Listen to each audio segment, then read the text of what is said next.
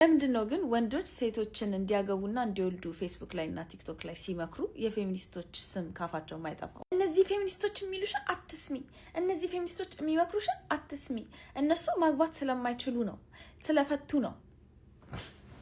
ፈርስት ኦፍ ኦል ማግባት የማይችል እንዴት ነው የሚፈታው? ያላገባ ምንድነው የሚፈታው? ፌሚኒዝምንም የፌሚኒስቶችንም ስም ሳታነሱ ሴቶች እንዲያገቧችሁና እንዲወልዱላችሁ መምከር ትችላላችሁ። ባይ ዘ ዌይ ፐርሰናሊ በጣም ብዙ ሴቶች ይሄ ምክር ያስፈልጋቸዋል ብዬ አላስብም። ቢካዝ እናንተ ሳትመክሯቸው በፊት ራሱ በጣም የሚያስጨንቃቸው ዴስፕሬትሊ በቃ የሚጠሙት የሚፈልጉት ነገር ማግባት ነው። ከምንም ነገር በላይ የሚፈልጉት ማግባትን ነው።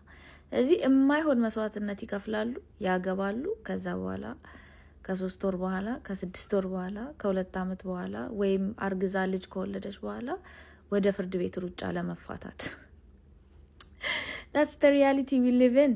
የሆነ ዮሐንስ የሚባል ሰው እያለ እዚህ ቲክቶክ ላይ በጣም ደስ ይለኝ ነበርና ፌስቡክ ላይ እንደዛ ብሎ ጽፏቸው ገርሞኝ ነው። እኔ ግን ማየት እፈልጋለሁ እነዚህን ፌሚኒስቶች እንዳታገቢ ልጅ እንዳትወልጂ ምናምን ብላ መከረችን ፌሚኒስት ባገኛት ባያትና ባዋራት ደስ ይለኛል። እንደዚህ አይነት ሐሳብ ለምን እንዳላት